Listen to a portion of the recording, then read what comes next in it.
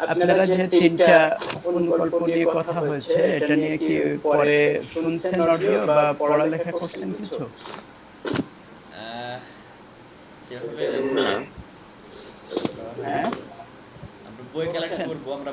করব, তো হয়তো বা ইয়েতে ও, করতে হবে। এখনো বই কালেক্ট করেননি। আচ্ছা, ঠিক আছে, বই অসুবিধা নেই। পাওয়া যাচ্ছে না স্যার, রকমারিতে আমি সার্চ দিলাম বই, রকমারি তো রকমারিতে কি বই ছাড় দিয়েছেন? তা আপনি ডকুমেন্ট গুলো বললেন এমনি পড়ার জন্য এগুলো দেখলাম হ্যাঁ, নর্মাল বাদশা নামদার এগুলো। আমি অলরেডি প্রদেশে দিয়ে দিয়েছি। প্রাকৃতজন, বাদশা প্রদেশে প্রাকৃতজনটা হচ্ছে খুবই প্রাসঙ্গিক। আপনারা এটা ফাঁকা দিয়েছে রকমারিতে কিন্তু পাইনি স্যার। এটা ইউপিএল, ইউনিভার্সিটি প্রেস লিমিটেড, তাদের ওয়েবসাইটে আপনারা ক্লিক করে ওদেরকে অর্ডার করলে ওরা পাঠিয়ে দিবে। ইউপিএল, আচ্ছা স্যার, ওই যে আমি বাদশা ইউনিভার্সিটি নামদার প্রেস বইটা লিমিটেড। আমাদের গ্রুপে পিডিএফ আকারে দিয়ে দিয়েছি আর কি, আমাদের ওইখানে অনলাইনে আচ্ছা, পেয়েছি। ফাইন, ভালো লাগতেছে পড়তে। ফাইন। পড়তে ভালো লাগছে? জি স্যার। ফাইন। এখন আপনারা একটা জিনিস বলি, সকালবেলাতেই শুরু করি, সেটা হচ্ছে আপনার অভ্যাস তৈরি করা কিন্তু একটা ফ্যাক্টর। জি স্যার। আমরা দৈনন্দিন যেসব কাজ করি সবগুলো কিন্তু অভ্যাসের ফল। জি স্যার। বুঝতে পারছেন? জি স্যার, আপনার ক্যামেরার আমরা সামনে স্যার একটা হাত যখন আছে স্যার। হ্যাঁ, আপনার ক্যামেরার সামনে আপনার হাত চলে আসছে, আঙুল চলে আসছে। হাত চলে আসছে না? জি, ও, আপনার যে, হ্যাঁ। এখন ঠিক জি আছে? স্যার, এখন ঠিক আছে। ও, এই জন্য দেখা যাচ্ছে না। জি স্যার, আচ্ছা, আচ্ছা। ঠিক আছে, এখন ঠিক আছে না? জি স্যার, এখন পারফেক্ট আছে। এখন অভ্যাসের যে বিষয়টা বলছি সেটা হচ্ছে ওই সেই মাছ মারা শেখাই দেওয়ার মতো অবস্থা। জি স্যার। হ্যাঁ, আপনারা যে প্রতিদিনকার অভ্যাস সৃষ্টি করবেন। আমরা প্রতিদিন যখন ঘুম থেকে উঠি, আপনি একটা জিনিস খেয়াল করে দেখবেন যে আপনি যদি প্রতিদিন ৫টার সময় ঘুম থেকে ওঠার অভ্যাস থাকে, প্রতিদিন আপনি ৫টার সময় থেকেই উঠবেন। এটা আপনার জন্য কঠিন কাজ না। জি স্যার। কিন্তু যে কখনো ভোর ৫টায় ওঠে নাই, তার জন্য এটা খুবই কঠিন কাজ। কেন? বিষয়টা হচ্ছে এই কারণে যে সেটা তার অভ্যাসে পরিণত করে নাই। জি স্যার। বুঝতে পারছেন? জি স্যার। আর যিনি সকাল ৮টায় ওঠেন, সে সকাল ৮টাতে উঠতে সে অভ্যস্ত হয়ে গেছে। এটা কিন্তু কারো বলে দেওয়া লাগবে না। সে সময়ের মধ্যে এই সময়টাতে উঠবে। জি স্যার। হ্যাঁ? এই জন্য আপনারা যে কাজই করবেন যদি অভ্যাসে পরিণত করেন, যেমন দৈনিক ধরেন আপনি ৩ ঘন্টা পড়লেন। জি স্যার। এই পড়াটা ৩ ঘন্টাই পড়বেন প্রতিদিন। এরকম অন্তত ২০টা দিন পড়ে দেখেন। ২০টা দিন পড়ার পরে এটা আপনার অভ্যাসে পরিণত হবে। জি স্যার। এই যে ধরেন যারা নামাজ পড়েন, হ্যাঁ? জি স্যার। আপনাদের কেউ আছেন ৫ ওয়াক্ত নামাজ পড়েন? জি স্যার, মোটামুটি পড়তে চেষ্টা করি, দিয়ে করতে মিস যায়। আপনারা এই যে ৫ ওয়াক্ত নামাজ পড়া এটাও কিন্তু হচ্ছে একটা অভ্যাসের ব্যাপার। জি স্যার। যে যখনই ধরেন আজান হবে তার মধ্যে একটা তাড়না হবে যে আমি নামাজ পড়ব। হ্যাঁ?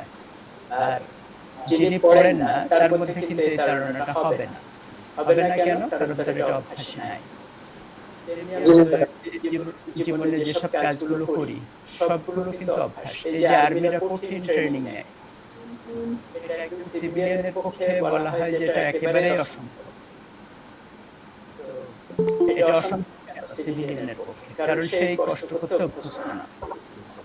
এই আর্মিরা দিনের পর দিন যে প্যারেড করে, তারপরে যে হার্ড ট্রেনিং গুলো করে, এটা তার অভ্যাসে পরিণত করে। এমনকি তার যে সবচেয়ে প্রিয় যে জীবনটা দেওয়ার জন্য যে প্রস্তুতি নেয়, হ্যাঁ?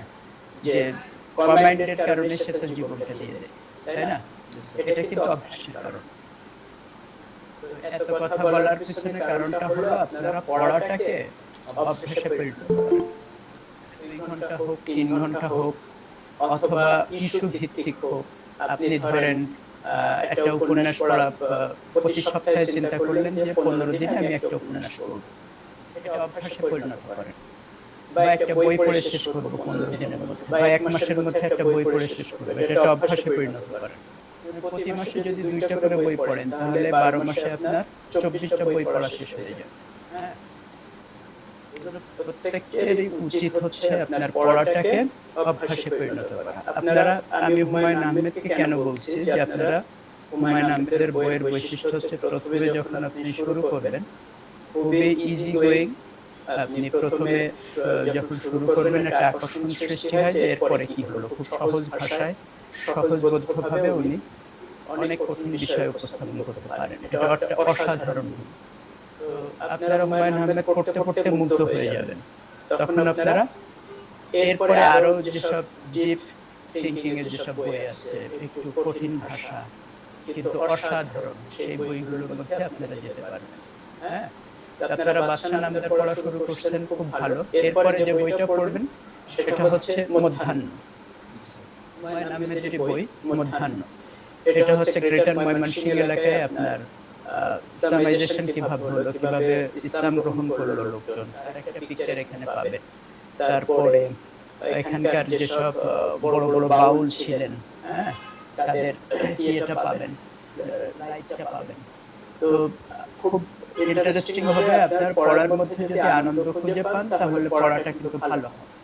আর যদি মনে হয় পড়াটা হচ্ছে খুবই বোরিং, তাহলে কিন্তু এতে কোনো লাভ হবে না। বুঝতে পারছেন? জি স্যার। এখন আপনারা প্রশ্ন করতে পারেন যে স্যার হিস্ট্রি পড়ে কি হবে, আমাদের তো একটা চাকরি পেতে হবে। না স্যার। তাই না? জি স্যার। কিন্তু পড়ার অভ্যাসটা হচ্ছে এমন জিনিস, আপনার চাকরি পেতেও এটা আপনাকে হেল্প করবে। আপনি হিস্ট্রিতে গ্রাজুয়েট, অথচ হিস্ট্রির বেসিক দিকগুলো আপনি জানেন না, তো আপনার ভাইবা বোর্ডে কি চাকরি হবে? না স্যার। না স্যার। আপনি যখন বলবে যে ঠিক আছে আপনি তো হিস্ট্রিতে অনার্স মাস্টার্স পাশ করে এসেছেন, বলেন বখতিয়ার খিলজি সম্পর্কে বলেন। বখতিয়ার খিলজি সম্পর্কে বলেন। আপনি হয়তো বললেন যে হ্যাঁ, তিনি এতজন অশ্বারোহী নিয়ে তিনি বাংলা জয় করেন। তিনি কত সালে কিভাবে জয় করেন এই বিষয়গুলো আপনি জানেন না। বা যদি বলা হয় যে বখতিয়ার খিলজি যে বাংলা জয় করেন, এই তথ্য আপনি কোথায় পেয়েছেন, একটা বইয়ের ভালো বইয়ের নাম বলতে পারলেন না, তখন দুর্নাম হবে আমাদের টিচারদের। বলে ওপেন ইউনিভার্সিটি তো লেখাপড়া হয় না, এমনি সার্টিফিকেট দিয়ে দেয়। এখানে লেখাপড়া করা লাগে না, বই দেখে সবাই লেখে, গ্রাজুয়েটদের অবস্থা এরকম। হ্যাঁ, তখন দুর্নাম হবে আমাদের, আপনাদের কিন্তু দোষ হবে না। কিন্তু ভুগবেন আপনারা, চাকরিটা না হলে আমরা কিন্তু ভুগে দিব না, ভুগবেন আপনারা। বুঝতে পারছেন? জি স্যার। আর যদি ভালোভাবে পড়ালেখা করেন আর ইংরেজি দক্ষতাটা যদি আপনারা বাড়ায় নেন সাথে সাথে, তাহলে আপনার 4 বছর পরে দেখা যাবে যে আপনি দেশে বিদেশে কোথাও চাকরির কোনো সমস্যা নেই। Yes, sir. বাংলাদেশের চাকরির আকাল বলা হয়, আসলে সবগুলো লোকের চাকরির অভাব নেই। আপনারা কি বুঝতে পারছেন Yes, sir. কথাগুলো? Yes, sir.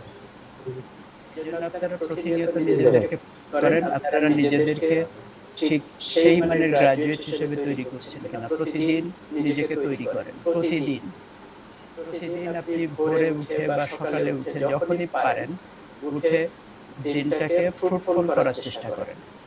এই দিনটাকে আমি কাজে লাগাবো। আমি কালকে যে মানুষটা ছিলাম আজকে যেন আমার সেখানে কিছু যুক্ত হয়।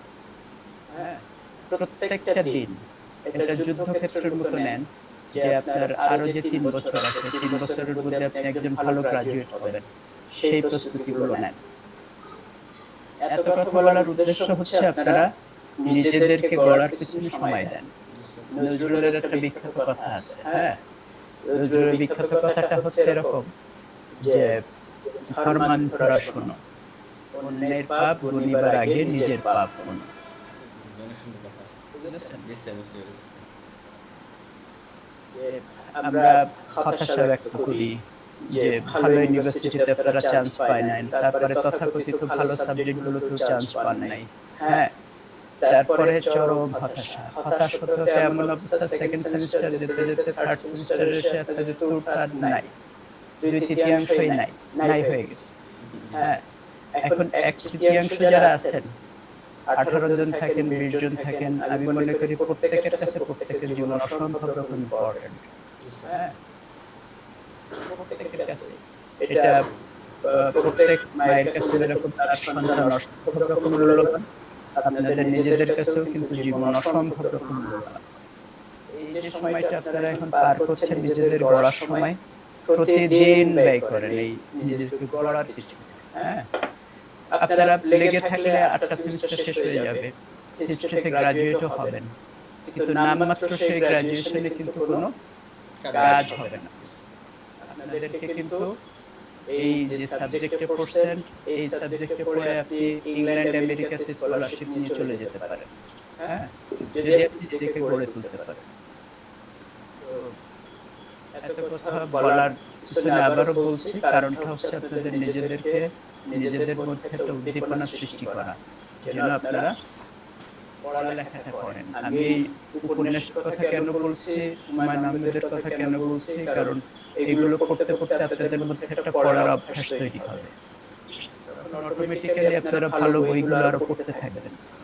হ্যাঁ, তো আপনারা একটা টার্গেট করেন যে এই সপ্তাহে আমি বাদশা নামদার শেষ করব, এর পরের সপ্তাহে আমি মধ্যাহ্ন শেষ করব। হ্যাঁ, তারপরে ধরেন রবীন্দ্রনাথের ঘরে বাইরে, তারপরে ধরেন তারাশঙ্করের গণদেবতা। হ্যাঁ, তো এরকম সিরিয়াস টাইপের বইগুলো, তারপরে এমনকি আপনার সুনীল গঙ্গোপাধ্যায়ের যে প্রথম আলো, তারপরে সেই সময়। হ্যাঁ, এই বইগুলো আপনারা পড়ে ফেলবেন, কারণ সবগুলো হচ্ছে ইতিহাস শাস্ত্রী, পূর্ব পশ্চিম। হ্যাঁ, ইতিহাস শাস্ত্রী এই বইগুলো পড়ে ফেলবেন, দেখবেন ইতিহাসের প্রতি আপনাদের আকর্ষণ সৃষ্টি হয়েছে। আপনাদের উচিত ছিল ফার্স্ট সেমিস্টার, সেকেন্ড সেমিস্টারে এগুলো পড়ে ফেলা, তাহলে থার্ড সেমিস্টারে এসে আপনারা বেসিক বইগুলো পড়তে পারতেন। তো যাই হোক, যেটা হয়নি সেটা নিয়ে আফসোস করে লাভ নেই। আজকের দিন থেকে আপনারা চেষ্টা করেন নিজেদেরকে ডেভেলপ করার।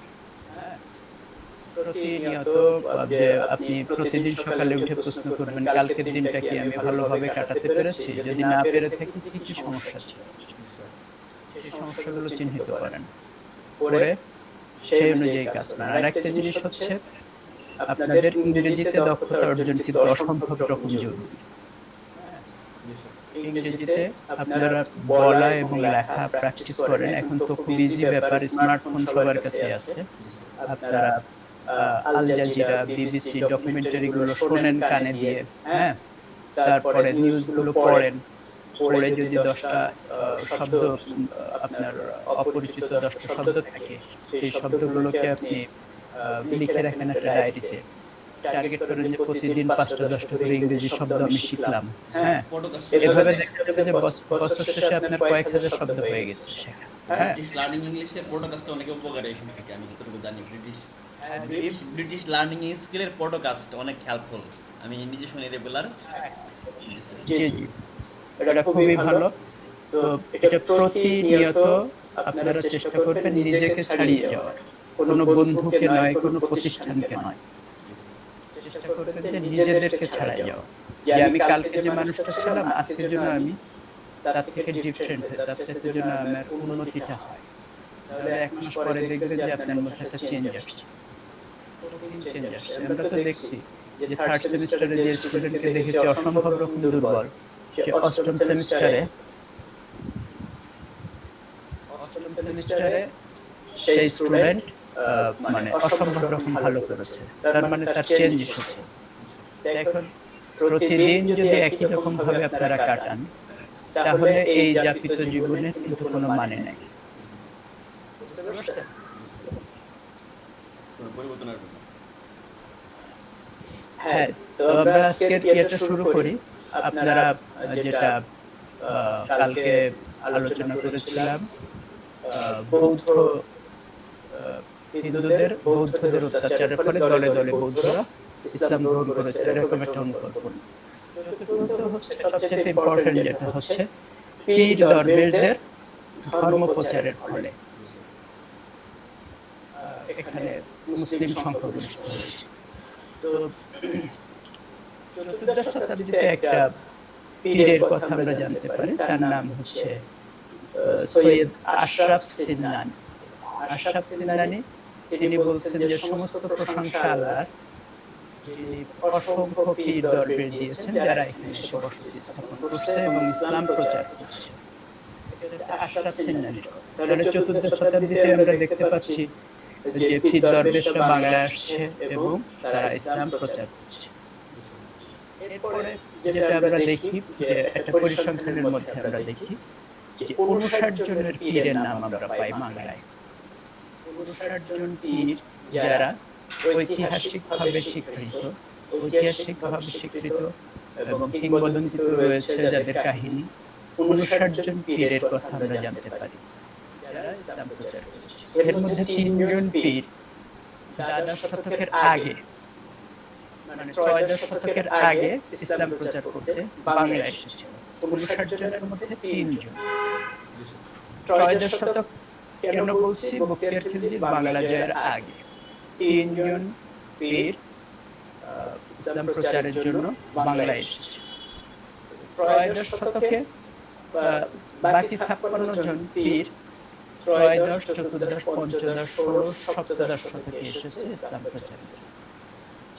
তো 56 জনের মধ্যে আমরা দেখি 15 জন হলো মানে ত্রয়োদশ শতকে, 15 ভাগ হলো ত্রয়োদশ শতকে, তারপরে 36 ভাগ এসেছে চতুর্দশ শতকে, মানে ইসলাম প্রচারের গতি তখন বেড়ে গেছে, মানে চতুর্দশ শতকে এসে 18% হলো পঞ্চদশ শতকে, তারপরে আবার 23% হলো ষোড়শ শতকে ইসলাম প্রচার করতে এসেছে। আর বাকি যে 3% থাকে সেটা সপ্তদশ, অষ্টাদশ শতকে এসে ইসলাম প্রচার করেছে। তো এই হচ্ছে আমরা কতজন পীরের নাম পেলাম? 56 জন। 59 জনের মধ্যে 56 জন ত্রয়োদশ, চতুর্দশ, পঞ্চদশ, ষোড়শ, সপ্তদশ শতকে এসে ইসলাম প্রচার করেছে। তার মানে ইসলাম প্রচারের ব্যাপ্তি কতশো বছর হলো? 400 বছরের বেশি কাল ধরে ইসলাম প্রচারের ব্যাপ্তি। আপনারা এটা খেয়াল রাখবেন, পরবর্তী বাকি আলোচনায় কিন্তু এটা ঘুরে ফিরে আসবে। 400 বছর ধরে ইসলামাইজেশনের প্রক্রিয়াটা চলেছে। এমন না যে ত্রয়োদশ শতকে মুসলমানরা মানে বখতিয়ার খিলজি বাংলা জয়ের সঙ্গে সঙ্গে সবাই মুসলমান হয়ে গেছে, সেটা কিন্তু সেরকম না। এটা অত্যন্ত ধীর প্রক্রিয়ায় সুদীর্ঘকাল 400 বছর ধরে ইসলামের প্রচার হয়েছে। তারপরে পরবর্তীকালে দেখা গেছে যে মুসলমানদের সংখ্যাগরিষ্ঠ হচ্ছে। 400 বছর ধরে কি 59 জন কি পীর আসছে, এটা কি ইসলাম প্রচার করছে? 59 জন না, আমরা যেটা বলছি ত্রয়োদশ শতক থেকে, ত্রয়োদশ শতকের আগে এসেছে 3 জন, 56 জনের কথা বলছি। 56 জন পীর এসেছে 400 বছর। মানে ত্রয়োদশ শতকে একদল এসেছে, তারা হয়তো মারা গেছে। পরবর্তী চতুর্দশ শতকেও এসেছে, পঞ্চদশ শতকে এসেছে, ষোড়শ শতকেও এসেছে। বুঝতে পারছেন? এখন বাংলায় সর্বত্রই এই ধর্মীয় প্রচারটা ছিল। হ্যাঁ, তো আবার এই পীরদের ক্ষেত্রে একটা ইম্পর্টেন্ট বিষয় আমরা দেখি। ইম্পর্টেন্ট বিষয়টা হচ্ছে এরকম যে ঢাকা, তারপরে হুগলি, মালদা, এই এলাকাতে পীররা বেশি এসেছে। এমন হতে পারে যে এই যে এলাকাগুলো আমরা বললাম, হ্যাঁ, এই এলাকাগুলো কিন্তু মুসলিম শাসনের কেন্দ্রবিন্দু ছিল। মুসলিম শাসনের কেন্দ্রবিন্দু হওয়ার কারণে তারা এমন হতে পারে তারা মুসলিম প্রশাসক বা শাসক অথবা গভর্নর তাদের আনুকূল্য পাওয়ার জন্য, তাদের রাষ্ট্রশক্তির সহায়তা পাওয়ার জন্য কাছাকাছি থাকতে চেয়েছে, মানে তরবারির কাছাকাছি, মানে পাওয়ারের কাছাকাছি থাকতে চেয়েছে। এরকমটা হতে পারে, নিশ্চিত করে কিছু বলা যায় না। এই বড় বড় জায়গাগুলো যেমন ঢাকা, হুগলি, তারপরে আপনার মালদা, এইসব এলাকাগুলোতে পীররা বেশি এসেছে। আপনারা বইতে তালিকা পাবেন, সেখানে আপনার সারণী আছে, সারণীতে কোন কোন পীর কোন কোন এলাকা থেকে এসেছে আপনারা পাবেন। এটা আমি বইয়ের নামটা বলেছি না, আপনারা কোন বই থেকে পড়বেন। আমরা যে বিষয়টা আলোচনা করছি এটা হলো আকবর আলী খানের বাংলাদেশের সত্তার অন্বেষণ। এটাতে একটা চ্যাপ্টার আছে বাংলায় ধর্মান্তরের গতিধারা। সেই চ্যাপ্টারে আপনারা এই তথ্যটা পাবেন। তো এরপরে আসি, তাহলে একটা প্রবণতা দেখা গেল হলো 56 জন পীর 400 বছর ধরে এখানে ইসলাম প্রচার করেছে, 400 বছরেরও বেশি সময় ধরে। আর এরা অধিকাংশই ছিল মুসলিম শাসনের কেন্দ্রবিন্দু, যেগুলো ঢাকা, হুগলি, বর্ধমান, এইসব এলাকাতে অধিকাংশ পীরের জায়গা ছিল। তো শুধু কি বাংলার ক্ষেত্রে পীররা এসেছে? বাংলায় কি শুধু পীররা এসেছে নাকি সারা ভারতে এসেছে? সারা ভারতে আসছিল স্যার। হ্যাঁ, রাইট, সারা ভারতবর্ষে এসেছে। এরকম পাঞ্জাব এবং উত্তর পশ্চিম সীমান্ত প্রদেশে 113 জন পীরের নাম পাই আমরা, যারা ধর্ম প্রচারের জন্য ইন্ডিয়াতে এসেছে। 113। তো এরকম নাম করা কোনো পীরের নাম আপনারা বলতে পারবেন? যারা আপনার ভারতে এসেছে, অনেক নাম করা, সারা ভারতে সম্মানিত, প্রসিদ্ধ। ত্রয়োদশ শতকের পরে যেমন বাংলাদেশে শাহজালাল, শাহপরাণ, শাহমখদুম। বাংলাদেশে না, আমি বলছি ইন্ডিয়াতে, এখনকার ইন্ডিয়াতে আপনার ত্রয়োদশ শতাব্দীতে বড় বড় পীর গাউসুল আজম মাইজ ভান্ডারী। নিজামুদ্দিন আউলিয়া, রাইট, হ্যাঁ, এইটা ভালো বলেছেন। তারপরে আপনার আরেকজন বিখ্যাত খাজা মঈনুদ্দিন চিশতির নাম তো শুনেছেন। নিজামুদ্দিন আউলিয়া তো বললেনই। তারপরে কাশ্মীরে ছিলেন বুলবুল শাহ ছিলেন। এরকম কেউ কিন্তু ধারে ধারে কম নয়। এরকম 113 জন পীর এসেছে আপনার টোটাল পাঞ্জাব এবং উত্তর পশ্চিম সীমান্ত প্রদেশ এরিয়াতে।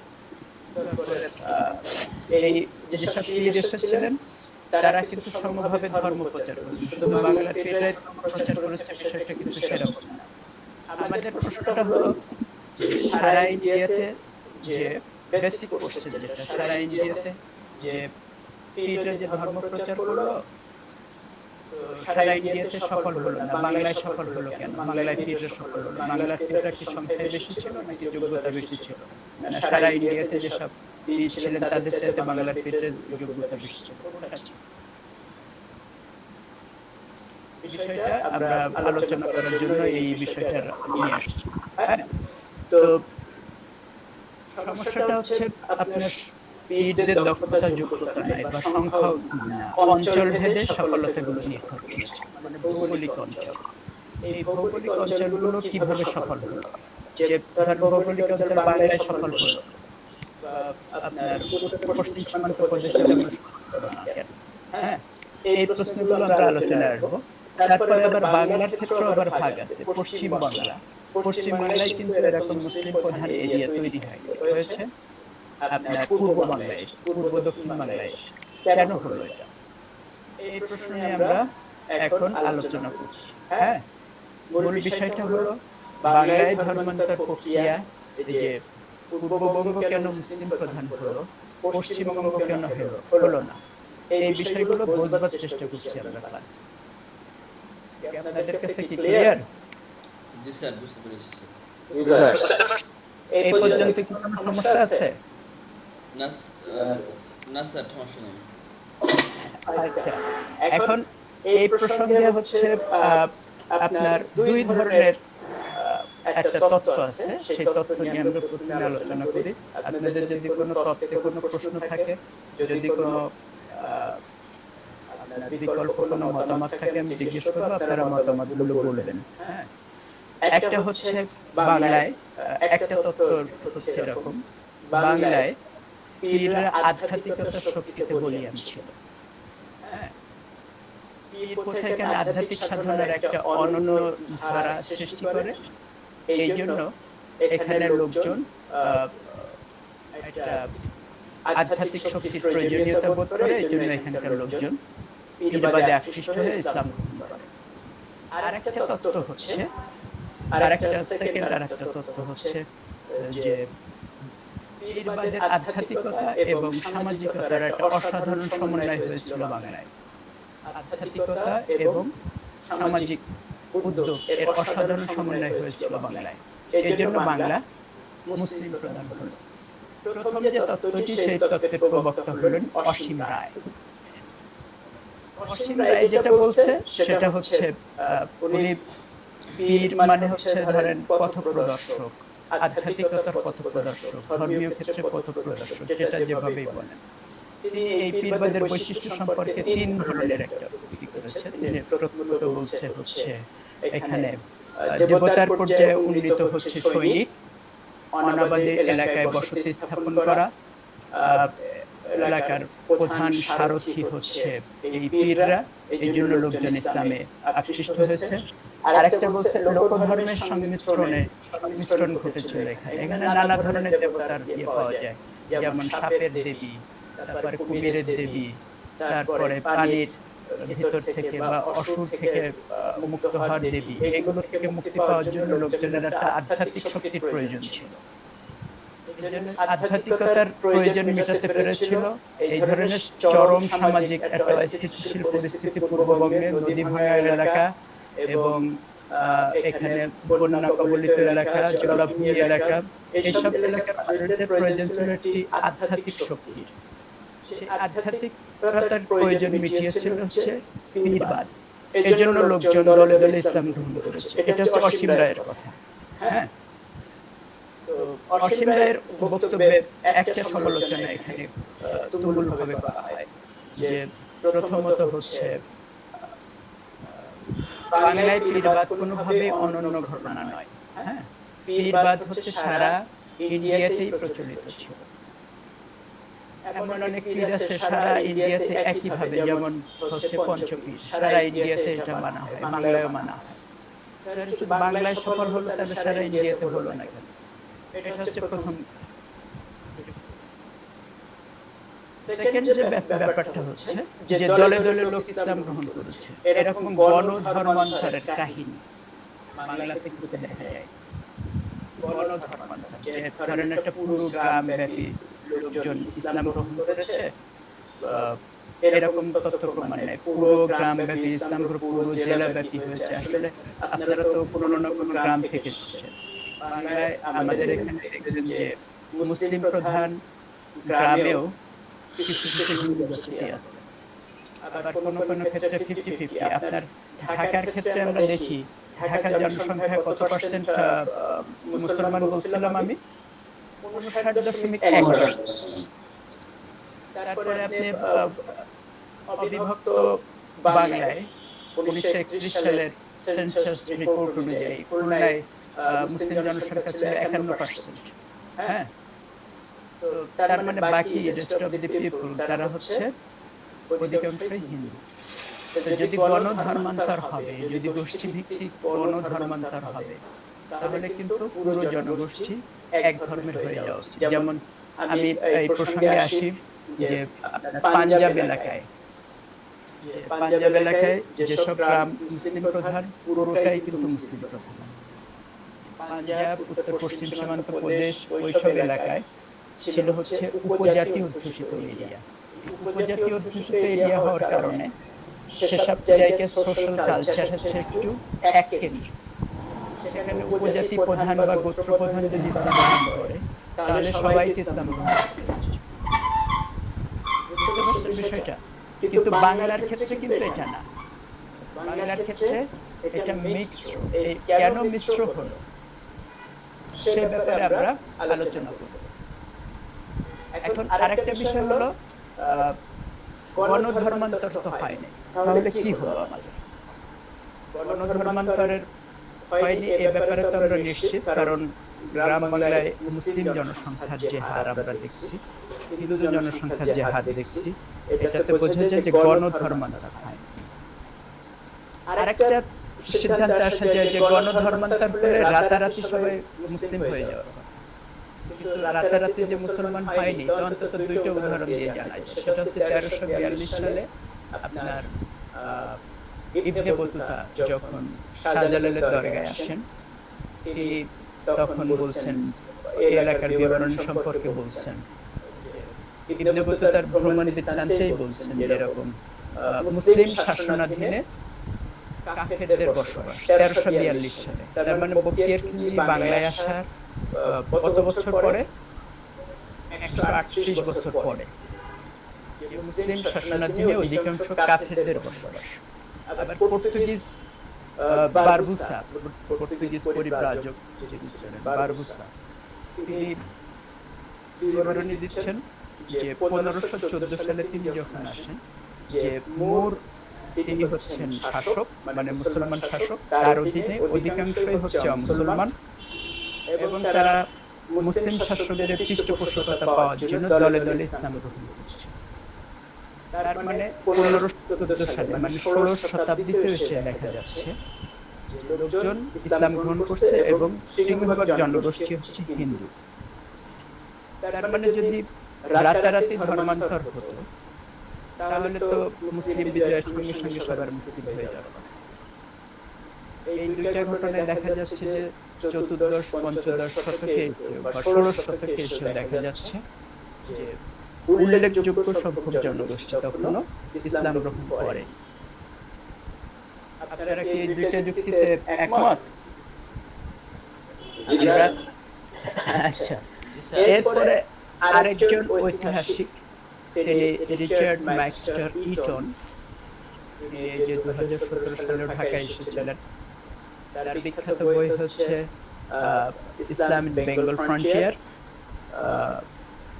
Rise of Islam in Bengal frontier. সেখানে তিনি বলতে চাচ্ছেন, তিনি একটা ব্যাখ্যা দাঁড় করিয়েছেন। আমি যে দুই ধরনের ব্যাখ্যা নিয়ে আলোচনা করছি, একটা ব্যাখ্যা হলো যে আপনার যেটা বললাম যে আগে অসীম রায় যেটা আধ্যাত্মিকতার সমন্বয়, তার সমালোচনাও বললাম। আর আধ্যাত্মিকতা এবং সামাজিক উদ্যোগের সমন্বয় ঘটিয়েছিল ইসলাম, এই জন্য বাংলায় সফল হয়েছে। এই তত্ত্বের প্রবক্তা হচ্ছে রিচার্ড ম্যাক্সটার ইটন। তিনি একটা তত্ত্ব দিয়েছেন, সে তত্ত্বটা হচ্ছে সক্রিয় বদ্বীপ এবং মৃতপ্রায় বদ্বীপ। তিনি যেটা বলতে চেয়েছেন তার সারমর্ম হলো সক্রিয় মৃতপ্রায় বদ্বীপ গঙ্গা নদীর, গঙ্গা এবং ভাগীরথী দুটা গঙ্গা নদী আলাদা ধারায় প্রবাহিত হয়, তখন আপনার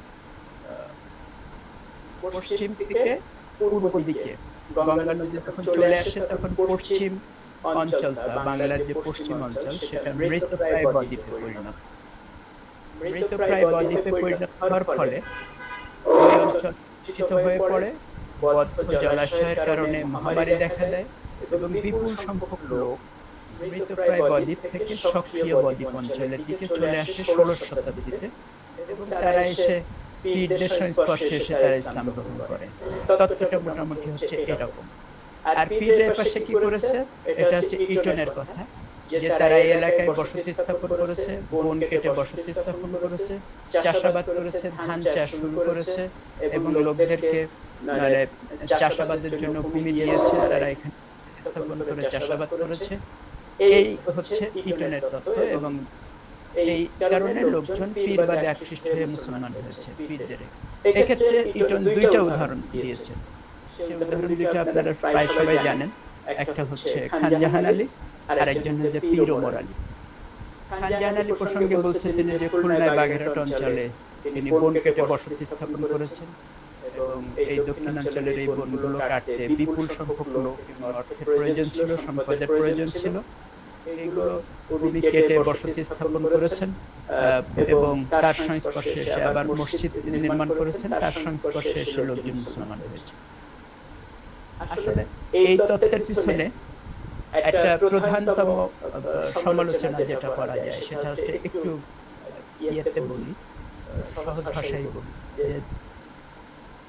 আকবর আলী খান উদাহরণ দিয়ে বলেছেন যে মৃতপ্রায় বদ্বীপ থেকে সক্রিয় বদ্বীপের উপনীত হওয়ার সময়কাল 16শ শতাব্দী নয়, এটা 19বিংশ শতাব্দী। এটা হচ্ছে একটা চলমান প্রক্রিয়া, এটা অত্যন্ত ধীর গতিতে হয়। এটার জন্য আবার বাংলা অঞ্চলের মানুষদের একটা ইমোশনাল দিক বলেছেন, যে পশ্চিমবঙ্গ থেকে বিপুল সংখ্যক লোক পূর্ববঙ্গে এসেছে, এরকম গণ স্থানান্তরের কাহিনী আমরা কোথাও দেখিনি, এবং ঘটনাটা সত্য। কোথাও যদি উড়িয়ে থাকতো, ধরেন পশ্চিম এবং পূর্ব, ভাষার ক্ষেত্রে কিন্তু এক ধরনের মিক্সিং হওয়ার কথা। পশ্চিমের ভাষা আলাদা, পূর্বের ভাষা আলাদা। বাঙালদের ভাষার কিন্তু একটা আলাদা ট্রেন্ড আছে। পূর্ববঙ্গের লোকদের বাঙাল বলে, জানেন তো আপনারা? জানেন এটা? পূর্ববঙ্গের লোকদের বাঙাল বলে, আমরা বলি হচ্ছে ঘটি, তাই না? তো আপনি পশ্চিমবাংলার লোকদের একজনের বাংলা শুনলে আপনি ক্লিয়ারলি বলতে পারবেন যে তিনি ওই অঞ্চলের লোক। আবার পূর্ববঙ্গের ভাষা শুনলে পশ্চিমের লোকজন বুঝতে পারবে যে এই অঞ্চলের লোক। ভাষা একটা ফ্যাক্টর। ভাষার মাধ্যমে বোঝা যায় যে পশ্চিমের যে বিপুল সংখ্যক লোক পূর্ববঙ্গে আসেনি, এটা সত্য ব্যাপার। আর একটা ব্যাপার হলো, হিন্দুদের মধ্যে বসত বাড়িকে একেবারে পূজার মতো আর কি, নিজের জন্মভূমিকে, বসত বাড়িকে অসম্ভব রকম একটা ইমোশনাল জায়গা কিন্তু তাদের আছে। নিতান্ত বাধ্য না হলে তারা বসত বাড়ি ত্যাগ করেন। এরকম এই জন্য পশ্চিম থেকে যে বিপুল সংখ্যক লোক পূর্ববঙ্গে শুধু পরিবেশগত কারণে এসেছিল, এটা কিন্তু মেনে নেওয়া যায় না, এটা প্রায় অসম্ভব ব্যাপার। আর একটা অসম্ভব কথা হচ্ছে, ইটন সাহেব বলেছেন যে তারা এসে বসতি স্থাপন করেছে এবং ধান চাষ করেছে, অথচ পূর্ববঙ্গের লোকজন তার বহু আগে থেকে, হাজার বছর থেকে ধান চাষ করে। এই যেসব পীররা এসেছে এরা সব হচ্ছে মধ্যপ্রাচ্য, মধ্য এশিয়ার প্রায় সব শুষ্ক অঞ্চলের লোক। শুষ্ক অঞ্চলের লোক এসে এই যে একেবারে নাব্য ভূমিতে এসে আমাদের ধান চাষ করা শেখাবে, এটা তো একেবারে অবাস্তব একটা ব্যাপার। জি স্যার, কারণ স্যার আপনাদের তো ধান চাষ মানে খ্রিস্টপূর্ব 700 বছর পূর্ব থেকে আবার অনেক আগে থেকে এখানকার লোকজন ধান চাষে অভ্যস্ত। আবার একটা শিলালিপি পাওয়া গেছে ষষ্ঠ শতকে, সেটা হলো আপনার ফরিদপুরে পাওয়া গেছে। ফরিদপুরের এই শিলালিপিতে জানা যায় নাবাসিক একটা ব্যাপার আছে, যে নতুন নাব্য জমিতে যে চাষ করার একটা পদ্ধতি। ষষ্ঠ শতকে দেখা যাচ্ছে যে নাব্য জমিতে চাষ করার পদ্ধতি বা প্রক্রিয়া সম্পর্কে পূর্ববঙ্গের লোকজন আগে থেকে জানে। সুতরাং এটা অবাস্তব যে বন কেটে বসতি স্থাপন করেছে এরকম দুইজন পীরের নাম পাওয়া যায় মাত্র, একজন পীর ওমর শাহ আর একজন হলো খান জাহানার। আর কোন পীরের উদাহরণ এটি নাই। দুইজন পীরের উদাহরণ দিয়ে আমরা সামগ্রিকভাবে একটা মূল্যায়ন দাঁড় করাতে পারি না যে সবাই বন কেটে বসতি স্থাপন করেছে এবং চাষবাস শিখিয়েছে আমাদের। তবে এক্ষেত্রে একটা জিনিস প্রযোজ্য যে হ্যাঁ, নতুন নতুন গ্রামের পত্তন তারা করেছিলেন, কিন্তু নতুন নতুন গ্রামের পত্তন শুধু তারাই করেননি, পীররা ছাড়াও আরো লোকজন করেছে।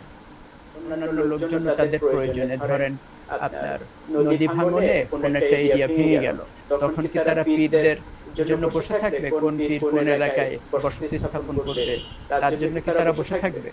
তারা নিজস্ব উদ্যোগে তাদের জায়গা বেছে নেবে। এরকম ভাবে নতুন নতুন গ্রাম সৃষ্টি হয়েছে, নতুন নতুন মানে বসতি স্থাপন হয়েছে। তো এই জন্য নতুন নতুন বসতি যেমন পীররা সৃষ্টি করেছে, তেমনি সাধারণ মানুষের জন্য সৃষ্টি করেছে। সুতরাং এই বসতি আধ্যাত্মিকতা এবং সামাজিক উদ্যোগ দিয়ে পূর্ববঙ্গ কেন মুসলিম প্রধান হলো, এই ব্যাখ্যা দাঁড় করানো যাবে না। এর জন্য আমাদের নতুন যুক্তি খুঁজতে হবে। ধর্মান্তর যে হয়েছে সে ব্যাপারে আমরা নিশ্চিত, সেটা আমি প্রথম ক্লাসে বলছিলাম যে শুধু অভিবাসী মুসলিম না, অভিবাসী মুসলিমের সংখ্যা 10%-এর নিচে, আর বাদ বাকি সবাই ধর্মান্তরিত। এটা তো নিশ্চিত যে তারা ধর্মান্তরিত। কিন্তু ধর্মান্তরের ক্রম পর্যায়টা কি ছিল? এটা কি উঁচু পর্যায় থেকে নিচু পর্যায়ে ধর্মান্তর ছিল, নাকি নিচ থেকে উঁচু পর্যায় পর্যন্ত ধর্মান্তর ছিল? এটা আমাদের বুঝতে হবে। এটা বোঝার জন্য আমাদের একটু মানে চিন্তা করতে হবে যে আমাদের সোশ্যাল কাঠামোর দিকে চিন্তা করতে হবে। সোশ্যাল কাঠামো হচ্ছে একটা জিনিস আপনারা জানেন যে ইসলাম পূর্ব যুগে এখানে ব্রাহ্মণ ডমিনেটেড হিন্দু সোসাইটি ছিল, ব্রাহ্মণরা নিয়ন্ত্রণ করত একটা সোসাইটি। আবার সারা ইন্ডিয়াতেও এরকম ব্রাহ্মণ নিয়ন্ত্রিত অথবা উপজাতি প্রধান নিয়ন্ত্রিত এরকম গ্রামগুলো, যেখানে গ্রাম সংগঠনগুলো অসম্ভব রকম শক্তিশালী। গ্রাম সংগঠন শক্তিশালী মানে সেখানে একজন মাতব্বর থাকবেন বা উপজাতি প্রধান থাকবেন, গ্রাম প্রধান থাকবেন। তাদের ক্ষেত্রে সুবিধা এবং অসুবিধা দুটোই আছে। গ্রাম প্রধান হচ্ছে শুধু সামাজিক প্রধান না, তার একটা অর্থনীতির একটা বড় ধরনের ইয়ে থাকে, অর্থনীতি নিয়ন্ত্রণের একটা বড় হাতিয়ার থাকে, অর্থনৈতিকভাবে সে শক্তিশালী লোক হয়। হ্যাঁ, অর্থ এবং ক্ষমতার সমন্বয়ে গ্রাম প্রধান সমগ্র গ্রামকে মানে অসম্ভব রকম নিয়ন্ত্রণ করতে পারে, নিরঙ্কুশ নিয়ন্ত্রণের মধ্যে রাখতে পারে। এই যে গ্রাম প্রধানের বাইরে ইন্ডিয়াতে অন্যান্য অঞ্চল, পাঞ্জাব, উত্তর পশ্চিম সীমান্ত প্রদেশ, গ্রাম প্রধানের কথার বাইরে গিয়ে কোনো ব্যক্তি টিকে থাকা সম্ভব না। এমনকি সে যদি শহরে যায়, শহরের নিষ্পেষণের মাত্রা আরো বেশি। সেখানকার গ্রাম প্রধান, সেখানকার আপনার শহরের গভর্নর বা এরকম কোনো সিস্টেমের কোনো বিষয় থাকলে সেগুলো ছিল আরো কঠিন। এই জন্য ব্যক্তি পর্যায়ে ধর্মান্তর প্রায় অসম্ভব ছিল, যেখানে আপনার শক্তিশালী গ্রাম সংগঠন ছিল। ধরেন কোন একটা ব্যক্তির পীর সাহেবের কথা ভালো লাগলো বা ইসলামের কথা ভালো লাগলো, সে ইসলাম গ্রহণ করে ফেললো। সে ইসলাম গ্রহণ করলে অনিবার্যভাবে সে গ্রাম থেকে চ্যুত হতো, সমাজচ্যুত হতো। সমাজচ্যুত হলে তার অন্য যেখানে গ্রাম সংগঠন শক্তিশালী, দলনেতা শক্তিশালী, সেখানে তার টিকে থাকার সম্ভাবনাটা অসম্ভব ছিল। আপনারা পরিস্থিতিটা বুঝতে পারছেন? কিন্তু যদি উচ্চ পর্যায় থেকে ধর্মান্তর হয়, ধরেন গ্রাম প্রধান বা উপজাতি প্রধান অথবা গ্রামের মাতব্বর সে ইসলাম গ্রহণ করেছে, তাহলে কিন্তু টোটাল গ্রামের লোকজনই ইসলাম গ্রহণ করত বা বাধ্য হতো। এরকম পাঞ্জাবের কিছু এরিয়াতে পাওয়া গেছে, 14টা না 16টা এরিয়া পাওয়া গেছে যেখানে আপনার টোটাল গ্রামের লোকজনই ইসলাম গ্রহণ করেছে। এই জন্য সেখানে যেখানে মুসলিম সংখ্যাগরিষ্ঠ সেখানে অ্যাবসলিউট মুসলিম সংখ্যাগরিষ্ঠ, যেখানে মুসলিম নাই সেখানে নাই। হ্যাঁ, এখন বাংলার ক্ষেত্রে দেখা গেছে, বাংলার ক্ষেত্রেও যেখানে ব্রাহ্মণ কর্তৃত্ব শক্তিশালী, বিশেষ করে হচ্ছে পশ্চিমবঙ্গে, পশ্চিমবঙ্গে যেখানে যেসব এরিয়াতে ব্রাহ্মণ কর্তৃত্ব শক্তিশালী, যেমন ধরেন বীরভূম, এই টাইপের যেসব এরিয়া আছে, বীরভূম, বাঁকুড়া, এই টাইপের যেসব এরিয়া আছে, সেখানে দেখবেন যে পীর সাহেবরা গেছেন কিন্তু ইসলাম গ্রহণের হার অত্যন্ত কম, কারণ সেখানে ব্রাহ্মণরা অত্যন্ত শক্তিশালী এবং শক্তিশালী গ্রাম সংগঠন থাকার কারণে সেখানে ব্যক্তি পর্যায়ে ধর্ম গ্রহণ ছিল একেবারে অসম্ভব ব্যাপার। কিন্তু পূর্ববঙ্গে গ্রামগুলো, এই পশ্চিমবঙ্গের গ্রামগুলো অনেকটাই স্বয়ংসম্পূর্ণ, তাদের অন্য কোনো জায়গায় অন্য কোনো গ্রামের প্রতি নির্ভরশীল হতে হয়।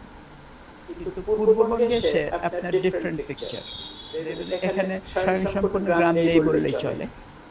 লোকজন এক গ্রামে সে সমস্যা ফেস করছে, অন্য গ্রামে গিয়ে সে বসতি স্থাপন করেছে, তার কোনো সমস্যা হয়নি, কারণ পূর্ববঙ্গে শক্তিশালী গ্রাম সংগঠনের অভাব ছিল এবং ব্রাহ্মণদের কর্তৃত্বটা এরকম নিরঙ্কুশ ছিল না। শুধুমাত্র এই কারণে পূর্ববঙ্গে আর আমরা দেখেছি দলে দলে লোক ইসলাম গ্রহণ করে নাই, যে গ্রাম শুদ্ধ লোক মুসলমান হয়েছে। আমি আগে বলেছি এরকম কোনো উদাহরণ পাওয়া যায়, কোনো ধরনের সূত্র থেকে পাওয়া যায়। কিন্তু পূর্ববঙ্গে এটা পাওয়া গেছে ব্যক্তি পর্যায়ে ধর্ম গ্রহণ হয়েছে। যেমন কেউ যদি পীর সাহেবের কথা ভালো লাগলো, সে ইসলাম গ্রহণ করে ফেলছে। তার বসতে তার ধরেন সে গ্রামে তার বনছে না, সে অন্য গ্রামে গিয়ে একটা নিচু জায়গা, সেখানে কিছু মাটি কেটে বসতির জন্য ভিটা তৈরি করলো, আবার পানির ব্যবস্থা পুকুরটাতে হলো। এই পানিটাও কিন্তু একটা ফ্যাক্টর। উত্তর ভারতে পানি একটা সিরিয়াস বিষয়, কেউ যদি পানি বন্ধ করে দেয় তাহলে তার কিন্তু জীবন অতিষ্ঠ হয়ে যাবে। পূর্ববঙ্গে কিন্তু পানির প্রাচুর্য ছিল, আগেও ছিল, এখনো আছে। পানির কোনো ক্রাইসিস কিন্তু আমাদের মধ্যে, কিন্তু আপনারা যদি যান, আপনার বিহারে যান, সেখানে পানি একটা অনেক বড় ফ্যাক্টর। হ্যাঁ, উত্তর ভারতে যান, সেখানে পানি একটা বড় ফ্যাক্টর। কিন্তু আমাদের পূর্ববঙ্গে কিন্তু পানি এরকম কোনো ইম্পর্টেন্ট বিষয় না। আমরা প্রচুর পানি নষ্ট করি, কোনো অসুবিধা নাই, কারণ প্রচুর পানি আছে, 20 ফুট 30 ফুট তুললেই পানি পাওয়া যায়। তো স্বয়ংসম্পূর্ণ গ্রাম না থাকা, শক্তিশালী ব্রাহ্মণ কর্তৃত্ব না থাকা এবং গ্রাম সংগঠন দুর্বলতার কারণে পূর্ববঙ্গে ব্যক্তি পর্যায়ে ধর্মান্তর হয়েছিল অন্তত ব্যাপকভাবে। এই জন্য পূর্ববঙ্গ মুসলিম প্রধান হলো, পশ্চিমবঙ্গে হয়নি, এবং সারা বাংলাতে পূর্ববঙ্গের দিকেই হচ্ছে বেশি সফলতা লাভ করেছিল হচ্ছে। আবার একবার আমি একটা জিনিস ভুলে গিয়েছিলাম বলতে, যেটা সক্রিয় বদ্বীপ অঞ্চল এবং মৃতপ্রায় বদ্বীপ অঞ্চলে যে উদাহরণটা বলেছে, সেখানে দেখা যাচ্ছে হচ্ছে যশোর, নদিয়া, এগুলো হচ্ছে মৃতপ্রায় বদ্বীপ অঞ্চলে, কিন্তু এসব অঞ্চলে উল্লেখযোগ্য সংখ্যক মুসলিম ছিল। আবার খুলনা সক্রিয় বদ্বীপ অঞ্চলে থাকলেও সেখানে মুসলিমের হার 51%। আবার বগুড়া সক্রিয় বদ্বীপ অঞ্চলের বাইরে থাকা অবস্থায়ও তার জনসংখ্যা, মুসলিম জনসংখ্যা হচ্ছে 80%। তো যাই হোক, ইটন সাহেবের বক্তব্য কিছু কিছু ক্ষেত্রে ছিল, অতিরঞ্জিত ছিল। আমরা পরবর্তীকালে দেখলাম যে শক্তিশালী গ্রাম সংগঠনের অভাবে এবং ব্রাহ্মণ কর্তৃত্ব দুর্বল থাকার কারণে পূর্ববঙ্গ মুসলিম প্রধান হয়েছে, পশ্চিমবঙ্গ মুসলিম প্রধান হতে পারে না। এবং সারা বাংলাতে এই ইসলাম প্রচারের সফলতার মূলে হচ্ছে এটাই। তো আপনাদের আর কোনো প্রশ্ন আছে এই ক্ষেত্রে?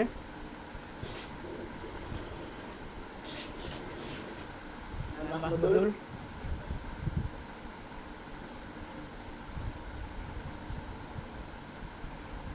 হ্যালো।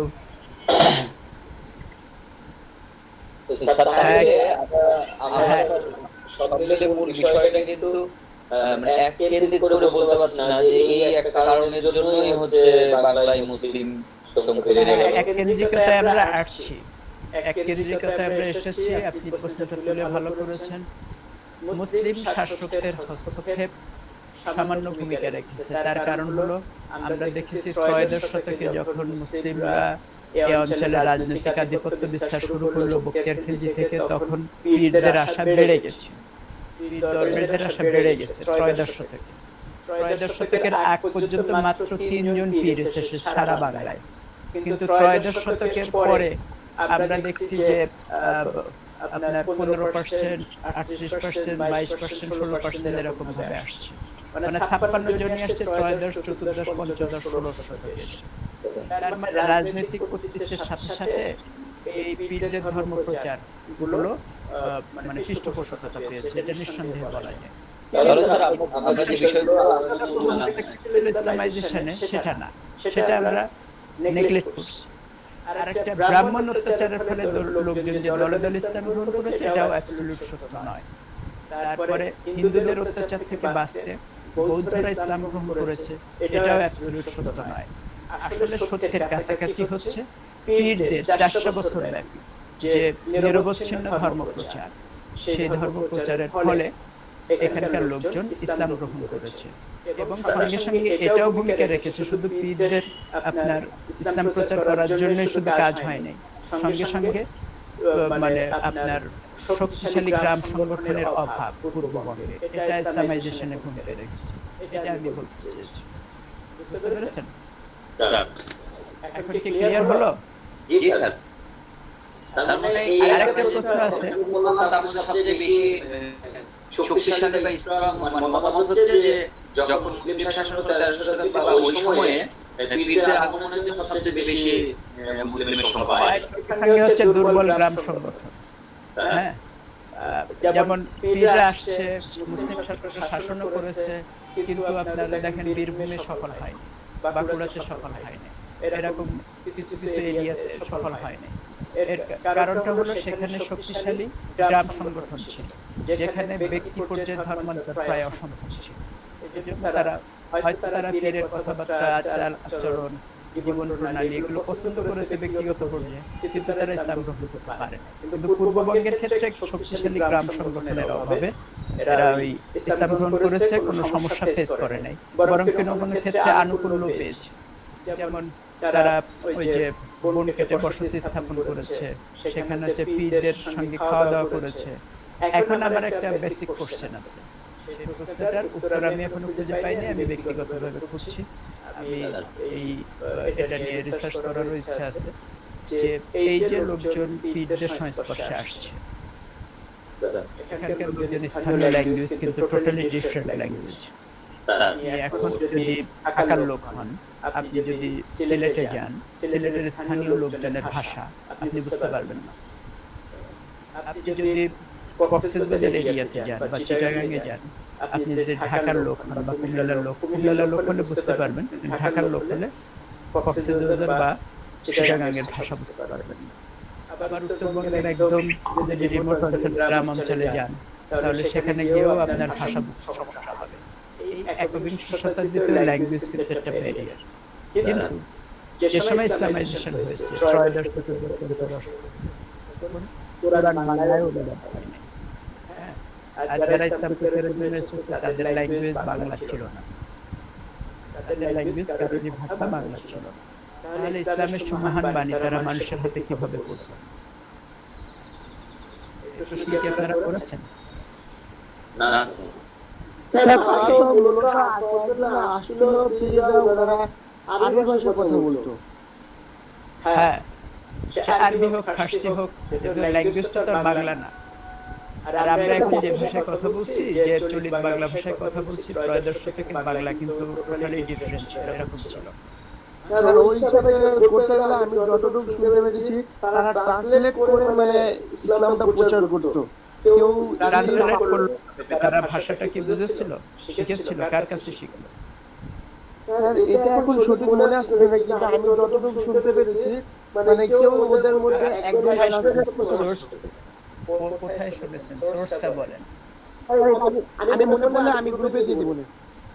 গ্রুপে দেওয়ার দরকার নেই, আমার মোবাইল নাম্বারে আপনি আমাকে জানাবেন কোথায় শুনেছেন বা কোথায় দেখেছেন, কোথায় পড়েছেন, সেটা আমার সোর্স সহ বলবেন, ঠিক আছে? Okay sir. খুবই ভালো যে আপনি একটা ইয়ে বললেন। একটা ইয়ে হতে মানে আমার হাইপোথিসিসটা হচ্ছে এরকম যে তাদের সাথে মিশতে মিশতে, ধরেন পীর দরবেশদের সাথে মিশতে মিশতে ধর্মীয় বাণী শুনে যে তারা মুগ্ধ হয়ে গেছে, তাহলে ইসলামাইজেশনে 400 বছর 500 বছর লাগতো না। হ্যাঁ, শুনেই যদি তারা বাণী, মহান বাণী শুনেই যদি তারা মুগ্ধ হয়ে যেত, তাহলে 400-500 বছর লাগার কথা না। বিষয়টা হয়েছে যে একজন পীর সাহেবের সঙ্গে ঘনিষ্ঠভাবে আর মিশেছে। এই অঞ্চলের লোকজন ছিল অসম্ভব রকম দরিদ্র সাধারণ মানুষজন। তারা দুমুঠো অন্যের সংস্থানে প্রচুর কষ্ট করত। আমাদের পূর্বপুরুষরা অনেকেই এটা করত। পীরের দরবারে গেলে তারা ধরেন খাবার খেতে পেল, সেখানে বড় এখন যে কোনো খান জাহানালি বলেন, তারপরে বলেন ওই যে শাহজালাল বলেন, বড় বড় পীরের দরগায় দেখবেন বড় বড় ডেস্কি আছে। এই ডেস্কি কিন্তু 1-2 দিনের নয়, বহু পুরনো। এই ডেস্কিতে রান্না হতো। তখন হয়তো কোনো ক্ষুধার্ত মানুষ এসে বললো যে পীরের দরগায় গেলে এখন খাবার পাওয়া যাবে, তখন সে এসে খেত।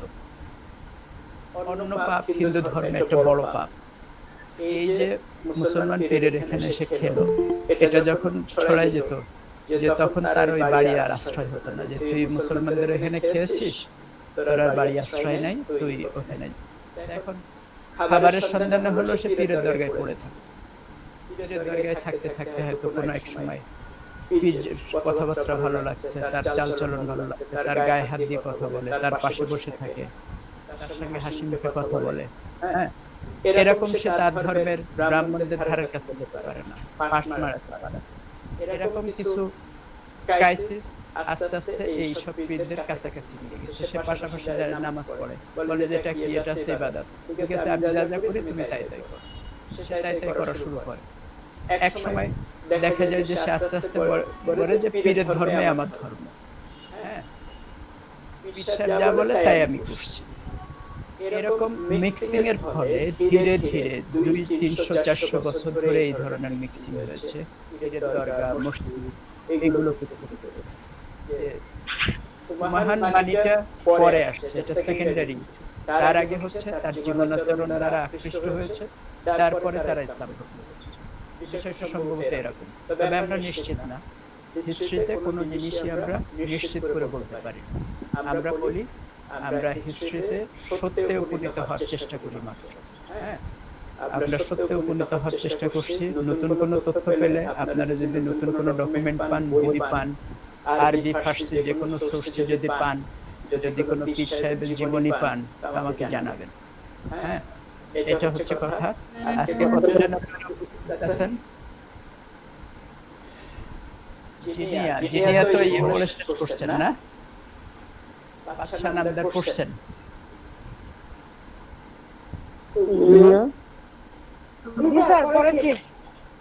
আচ্ছা, এরপরে মধ্যাহ্ন পড়েন, মধ্যাহ্ন হুমায়ুন আহমেদ। হ্যাঁ, আচ্ছা, এরপরে আছেন করিম। করিম আহমেদ কি আগে ক্লাসে ছিলেন?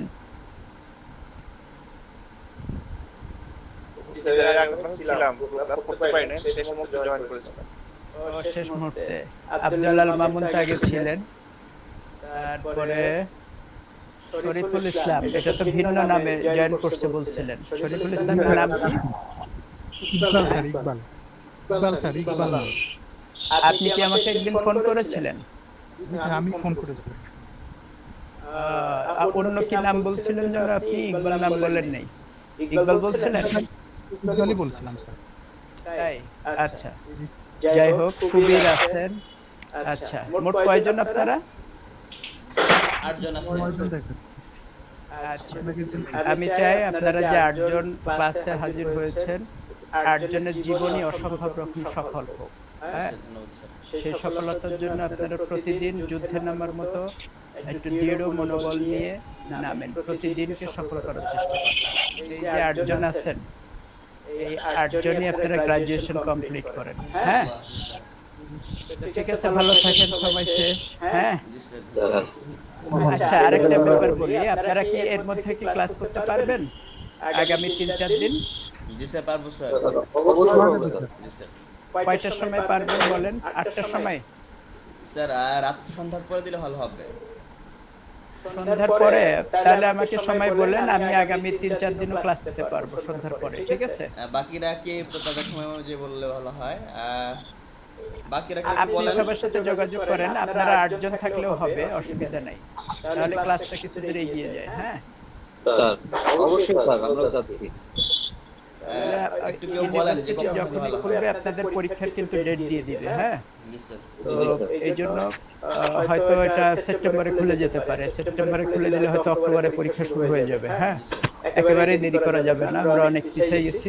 তো আপনারা যদি সময় করতে পারেন, এই ক্লাসটা আপনারা কমপ্লিট করতে পারেন। আপনারা যদি প্রতিদিন সময় দিতে বলেন, আমি সময় দিতে পারবো, অসুবিধা নেই। জি স্যার। শুধু আমাকে জানাবেন কয়টার সময় হবে। ঠিক আছে মাহমুদুল? জি স্যার পারবো স্যার, জানাচ্ছি। স্যার ওদের সাথে কথা বলে আমি আপনাদেরকে জানাচ্ছি। আচ্ছা, ঠিক আছে। জি স্যার। ওকে। আসসালামু আলাইকুম। শুনুন না,